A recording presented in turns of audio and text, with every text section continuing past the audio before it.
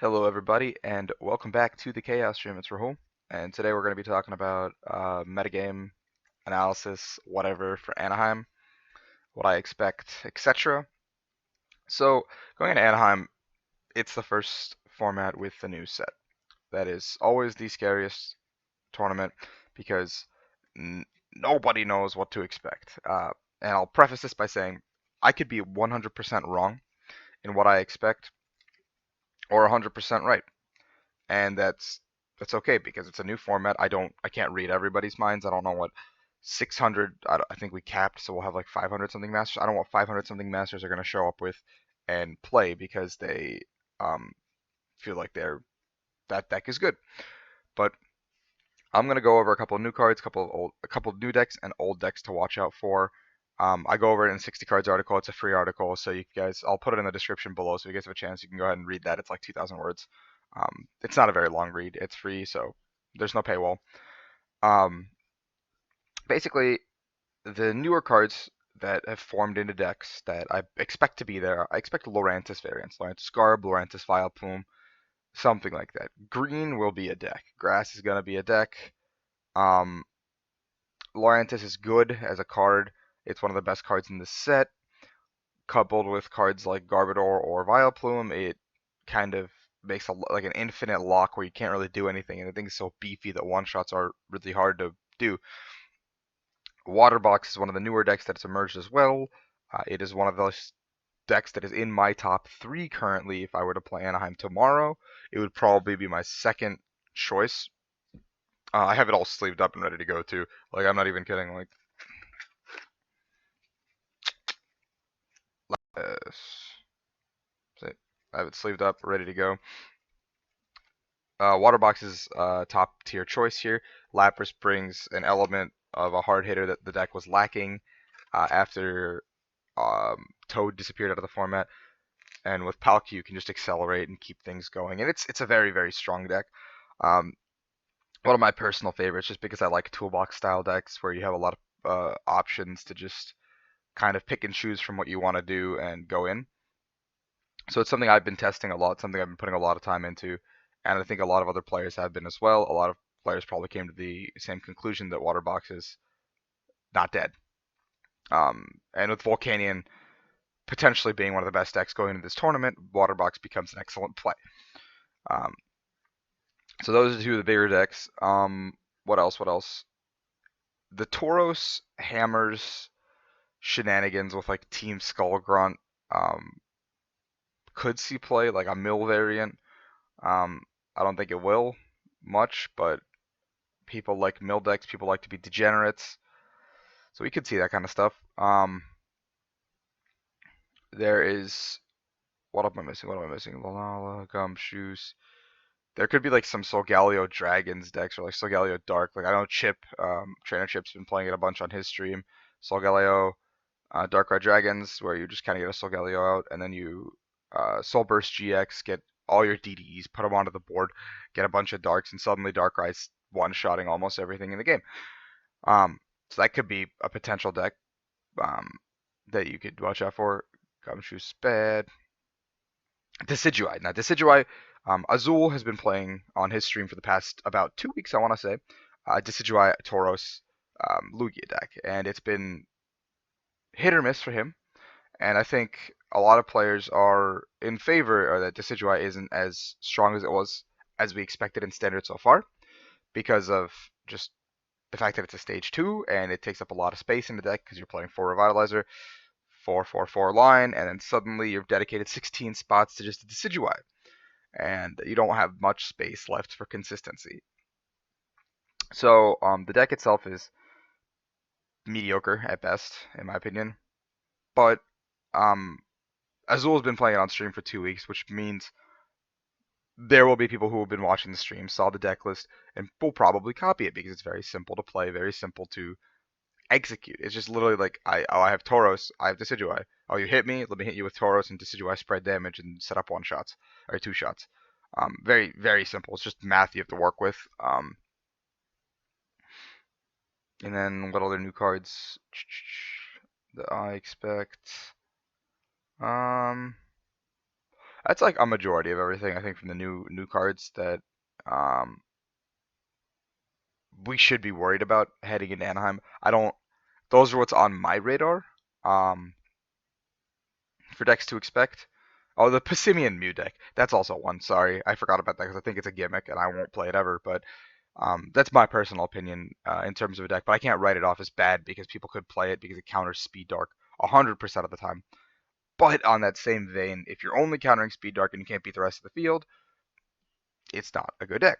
But the 130 damage cap and a lot of resources used to pile into like one non-EX attacker, it's not the worst deck in the world. But it's probably tier three, if anything. But Passimian Mew is one of those decks that isn't great, but isn't bad. It's more of like it's like the Durant of old. So it's pretty decent mediocre. I think it's very cheap and easy enough to build that you'll see a couple, not too many. I don't think because I don't think it's good enough to actually see play as a viable deck. Jose Moreira wrote one, had a list in his article, I believe, on 60 cards, so check that out. I think it's also free. Um, so we'll go now. This portion, I'm going to talk about old decks that basically picked up a couple of new tricks and decks we expect to see. Um, I think the biggest old deck that everyone forgot about, kind of, and it's still not one of those decks where you're going to be like, man, I have to watch out for this deck entirely, is Evital Garb. Evital Garb got Tauros, the Tauros Ninja Boy package, which is incredibly good. Tauros is incredibly good. It is a card that basically breathes life into Evital, giving it an answer to Speed Dark, giving it an answer to decks that can't one-shot it, which a lot of things can once you have the Garb out. Um, so you can just leave a Tauros up, use Mad Bull GX, take 2 free prizes somewhere, and then you build up a big Evital, and you can clean up the game effectively. Or you spread with the Fright Knight, and then you come up with Tauros, and then you hit him. Um, it's pretty good. The deck never really went anywhere. It just had a minor setback due to like everyone teching incredibly heavily for it. Every deck had some sort of an answer. Every deck was trying their best to answer it, um, albeit some very unsuccessfully. I know I played Guardy against Evital, even with like the ropes and the switches, it was still a very difficult matchup. Um, so the deck didn't really die. We're going to California where um, people love their dark decks, so I would expect to see it. Oh, another new deck I kind of forgot was like Umbreon Evolutions, Umbreon Hammers. That deck might actually show up see play. I don't have a very good list for it yet. I don't think it's very good, so I haven't worked on it very much. I like tested it like 2 3 games and I scrapped the idea like instantly because I don't like it. Um, and then we go to other old decks that get new tricks. Rayquaza, Mega Rayquaza Colorless, always been a scary deck because it sets up, it plays Solitaire by itself. You give it a Ranguru, um, and Kukui, it's one-shotting everything in the game. The Kukui helps out with numbers as well because you have like 5 bench you can hit for 170 now, which is something it wasn't previously able to do. Um, it just helps the numbers a little more with the Kukui, even though you don't absolutely need it. It's just a tech supporter. Um, Mega Mewtwo Garb never went anywhere. People playing less stadiums that hurt it. Guardy's effectively dead. Um, it loses one of its best matchups in Greninja, however, but Mega Mewtwo Garb has always been one of those decks that just kind of does what it does. Only problem is its inconsistencies because it's a mega deck that revolves around getting a Garb out and just a lot of energies onto the board. It's not the best deck, but it is something to be watching out for. Speed Dark, 100% the safe play for this tournament. I'm taking on my Speed Dark cards just in case things go bad. I will pick that up and I will play it just because it is mindless and it will get me wins just based on attaching energy. There's not much more to be said about the deck. There's like 6 videos I put out about Speed Dark, so if you want to know what lists look like, just watch any of those. Like I think the list would probably be exactly the same, maybe barring adding a Kukui. Like that's pretty much all I do to the list. Um, yeah, and then we have Vespiquen, which got a couple of like Vespiquen probably benefited the most out of all these new fun attackers. You could play with Passimian, you could play it with Umbreon, you could play it with Espeon, you could play it with um, Tauros or Ranguru, all these like fun cards. So I think you could see Vespiquen variants pop up in popularity. It's one of my choices. that's only because I've been riding Vespiquen forever, and it's one of my favorite decks to play. And then I think the scariest old deck to watch out for, the deck I think might actually win its first tournament, its first major, is Volcanion, because it just gets so many. It doesn't get so many tools, but like every deck kind of shies away from what it used to do. We lose a lot of decks that have Garb. We lose a lot of decks that used to play heavy parallel. We lose intermittently hard counters to Volcanion. And your Ninja, Guardy used to beat it pretty 50-50. Um, so now you just kind of give Volcanion a Tauros and a Ninja Boy, and you say, hey, you have an answer to Speed Dark, and enjoy playing your game. So now Volcanion is one of, and then you just introduced a bunch of grass decks to the format too. You're saying here's a bunch of free matchups, here's a bunch of decks that you should be able to handle. Waterbox isn't even an auto loss; it's like a 60-40 in favor of Waterbox, because just because Volcanion gets out of the floodgates so fast, they'll be taking a knockout by like turn 2, turn 3.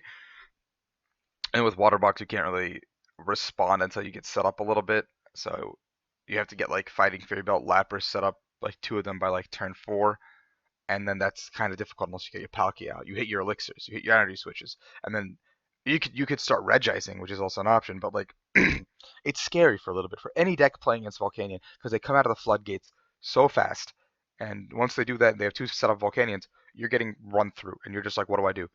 So it's kind of scary, but you know, there's I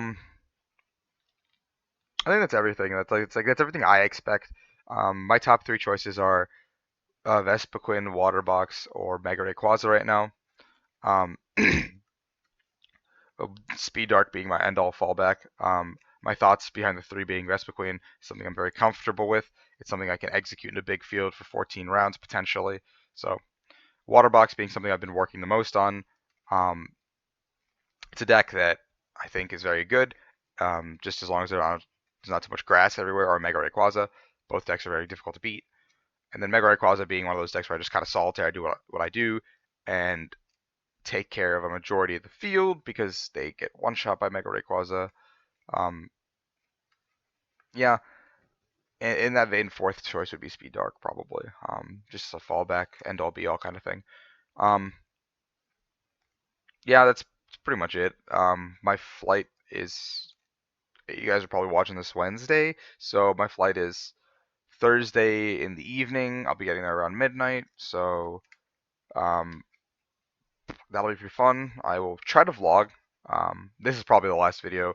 Maybe one more before I leave. I don't know. Depends on how much homework and schoolwork I can get done before I have to leave. But there is not much to be said. I'll try to stream tonight, maybe. Um, but yeah, other than that, thank you guys so much for watching. Please leave a like, please subscribe. It's my first time going out to the West Coast for regionals. Very excited. Very excited to see all my friends that I haven't seen since Worlds. So be sure to say hi to me, whatever there. Yeah, don't be afraid. And thank you guys so much. See you guys in Anaheim.